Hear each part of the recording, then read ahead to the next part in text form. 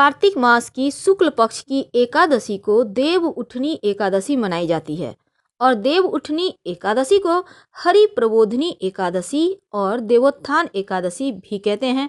इस एकादशी पर तुलसी का विवाह सबसे ज़्यादा महत्वपूर्ण होता है और इसको देव उठनी एकादशी को छोटी दीपावली के नाम से भी जानते हैं।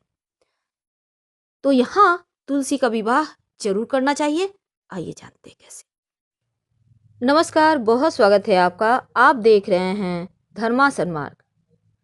तुलसी की विवाह कैसे करें, क्या क्या लगेगी पूजन सामग्री और तमाम विधि विधान, आइए जानते हैं विस्तार से।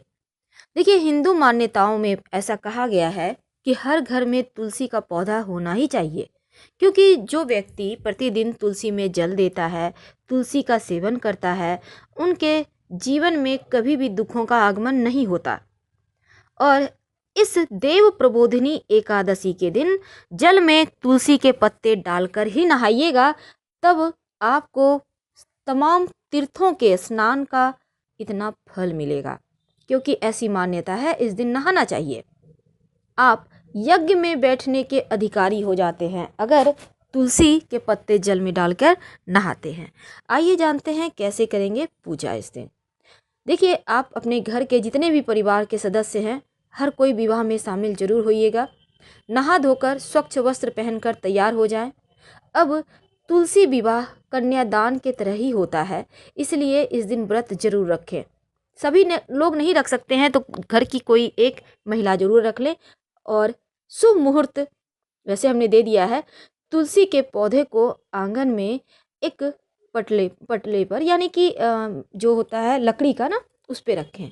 आप चाहें तो छत या मंदिर में भी कर सकते हैं, बालकनी में भी कर सकते हैं, कहीं भी जहाँ भी आपकी इच्छा है। अब एक चौकी पर शालिग्राम भगवान को रखें। चौकी पर अष्टदल कमल जरूर बना लीजिएगा, अबीर से बनाइए वो भी चलेगा। अब उसके ऊपर कलश स्थापित करें, कलश में जल भरें और कलश के जो लोटा है उस पर स्वस्तिक बनाइए। आम के 5 पत्ते उसमें डालें। अब एक लाल कपड़े में नारियल लपेटकर आम के पत्तों के ऊपर रखें और कलश में जो पानी है उसमें एक सुपारी और 1 रुपये का सिक्का डाल दीजिएगा। सिक्का को बाद में मंदिर में रख दीजिएगा और सुपारी को भी आप चाहें तो मंदिर में रख दीजिएगा, कोई दिक्कत नहीं है। तुलसी का जो आप गमले हैं उसमें अच्छे से गेरू लगाएं, सजाइए। गमले के पास जमीन पर गेरू से रंगोली बनाइए, या आप चाहें तो अबीर से भी बना सकते हैं, या आप चावल के घोल से भी बना सकते हैं। अब तुलसी के गमले को शालिग्राम भगवान के चौकी के दाहिनी ओर स्थापित करें। अब तुलसी जी के आगे एक घी का दिया जलाएं।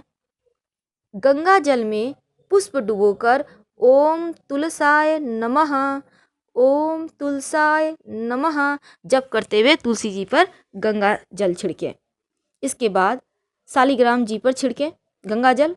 अब तुलसी जी को रोली या फिर सिंदूर अर्पित करें और शालिग्राम भगवान को चंदन लगाइए। फिर आप शालिग्राम भगवान को चंदन का टीका लगाने के बाद आपके घर में जितने भी लोग हैं सबको उस टीके से टीका कर दें। तुलसी जी के जो गमले हैं मिट्टी में ही वहीं पर गन्ने का मंडप बनाइए, यानी 4 आपको गन्ने लेने हैं, मंडप बनाएं। इसके साथ ही आप दूध, दही, घी, शक्कर, गुड़ और शहद मिलाकर पंचामृत बनाकर रख लीजिएगा। फिर इसके बाद मंडप बनाने के बाद सुहाग का जो प्रतीक होता है चुंदरी, तुलसी जी पर ओढ़ा दें।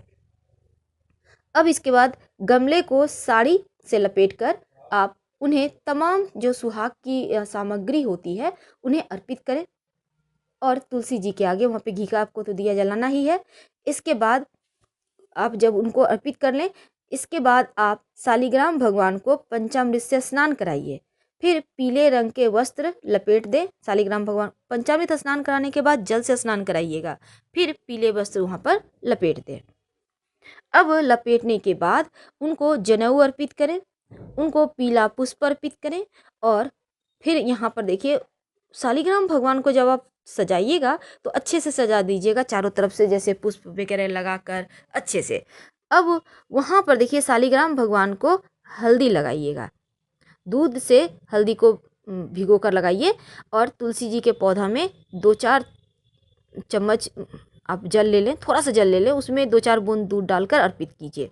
फिर ये जो गन्ने का आपने मंडप बनाया है ना, वहाँ पर हल्दी का थोड़ा थोड़ा लेप लगा दें गन्ने के ऊपर। इसके बाद जैसे मौसमी फल मिलते हैं, आंवला जरूर अर्पित करें, क्योंकि आंवला को स्वर्ण के समान माना गया है। इस दिन आंवला अर्पित करने का और खाने का भी विधान है, तो इस दिन आप आंवला जरूर अर्पित करें। और जैसे जो भी आप मौसमी फल मिलते हैं, सेब वगैरह हैं या फिर नारियल, तो आपको अर्पित करना ही चाहिए अगर संभव हो तो। जरूरी नहीं है, कुछ भी अर्पित करें दिल से, वही काफ़ी है।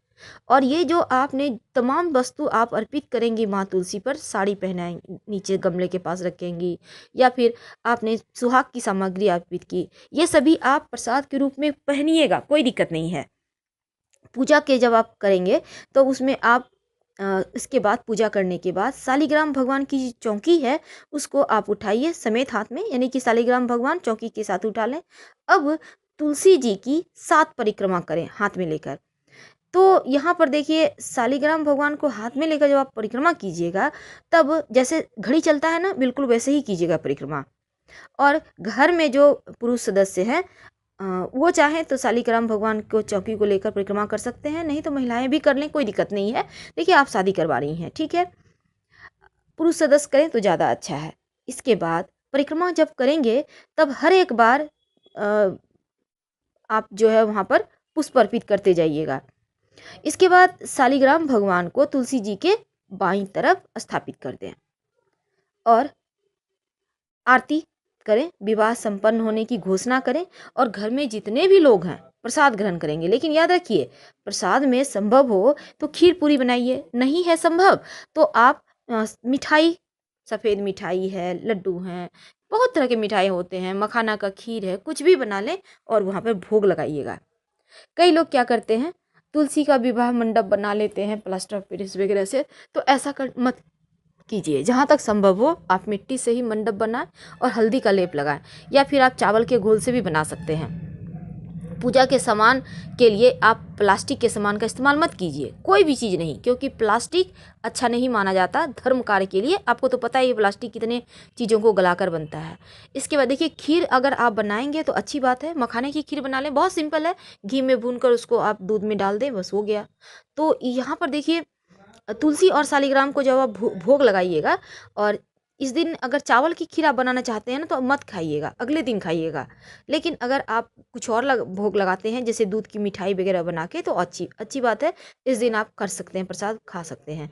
लेकिन याद रखिए, अगर आप व्रत रखती हैं, तुलसी जी का घर में विवाह करवाती हैं, तो लहसुन प्याज वगैरह का सेवन घर में ना हो, इस बात का ध्यान रखिएगा।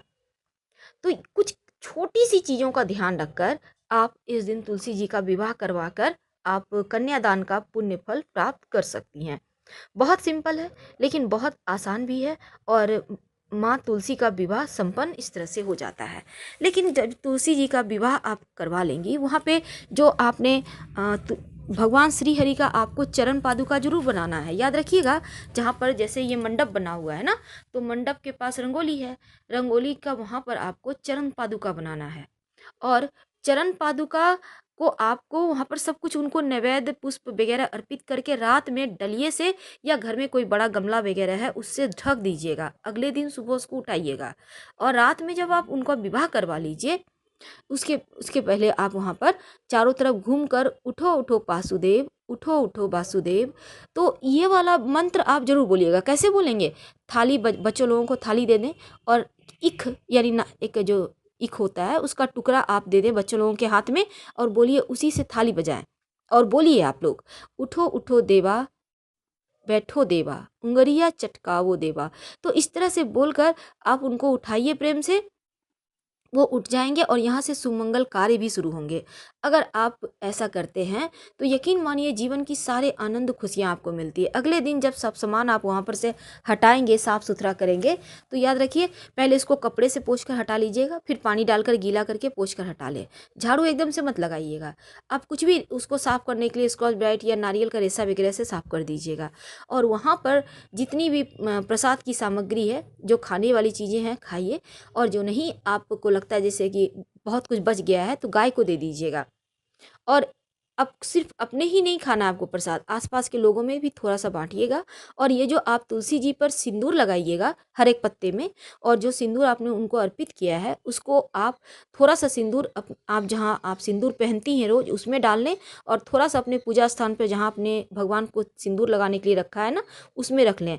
तो भगवान को भी रोज लगाइए, आप उससे भी उम्मीद है अपना मांग भरती होंगी। देखिए, जब भी आप पूजा करती हैं एक बात हमेशा याद रखिए, पहले आप गणेश जी को महिलाएं नहीं लगाती, जितनी भी देवी देवता को आप पूजा करती हैं देवियों को सिंदूर लगाइए, उसके बाद जो आपकी उंगली में लगा रह जाता है उससे अपनी मांग भर लिया करें। ये प्रसाद होता है, ये अखंड सौभाग्य का वरदान देता है। इसलिए हमने कहा कि उस सिंदूर को थोड़ा सा अपने किया में रख लें और थोड़ा सा पूजा स्थल पर ही रख दें जिसमें से आप भगवान को रोज लगाती हैं। क्योंकि देखिए, सारा का सारा आप इधर कर लेंगी फिर बहुत सारा हो जाएगा तो उस तरह से ठीक नहीं होता। आप ऐसे जगह रखें कि उसको आप यूज कर सकें। एक बात हमेशा याद रखिएगा, सिंदूर कभी छुलाता नहीं है। बहुत सारे लोग क्या करते हैं, छुला गया साइड कर दिए, पानी में विसर्जन कर दिए। ऐसा मत कीजिए, आपकी सुहाग की चिंता होगी। इसलिए आप सिंदूर को ऐसा अपमान मत कीजिए, उसको संभाल कर रखिए। और जैसे कि कभी कभी पूजा पाठ में हम कहते हैं घर के मंदिर में स्वस्तिक बनाइए, जैसे कि देवउठनी एकादशी के दिन भी बनाया जाता है। तो आप गमले में स्वस्तिक बनाइए, शुभ मंगल चिन्ह बनाइए, घर के मुख्य दरवाजे पर बनाइए। तो जो पुराना सब सिंदूर होता है उसका आप यूज कर सकती हैं, और उसी को आप घी में मिक्स करके बनाइए सब जगह। और जब तुलसी जी का विवाह हो जाए, जो साड़ी है उसको आप पहनिए, जो चुन्नी है बहुत भारी सा कपड़ा मत लीजिएगा, क्योंकि तुलसी का पेड़ गिर सकता है। और तुलसी जी पर जो आपने लाल कपड़ा अर्पित किया है, आप अलग से भी एक कपड़ा अर्पित कर सकती हैं। और जो शालिग्राम भगवान पर पीला कपड़ा अर्पित किया है, दोनों में 2 गांठ लगाकर उसको संभाल कर अपने पास रख लीजिएगा। ये आपके वैवाहिक जीवन को मजबूत करेगा। और शालिग्राम भगवान को आसन देकर तुलसी जी के पास ही रखकर आप जहाँ रखती हैं वहाँ पर फिर से ले जाकर अगले दिन रख दीजिएगा। और द्वादशी तिथि में ही पारण कीजिएगा, इस बात का ध्यान रखिएगा। अब ये नहीं कि काम धाम करते हुए त्रयोदशी तिथि हो गया, ऐसा मत कीजिए। पहले आप पारण कर लीजिएगा, और पारण करने के पहले थोड़ा सा जो सीधा होता है गरीब को देने के लिए या ब्राह्मण को देने के लिए या पास के मंदिर में देने के लिए निकाल लें। आप चाहें तो पैसे निकाल कर भी दे सकते हैं। तो इस तरह से आपका ये व्रत पूरा हो जाएगा और आपको कन्यादान का फल भी मिलेगा। फिलहाल आपसे विदा लेंगे। जानकारी अच्छी लगे तब लाइक कर सब्सक्राइब करें, अपनों से शेयर करें और कमेंट में हर हर महादेव जरूर लिखिएगा। धन्यवाद, हम फिर मिलेंगे।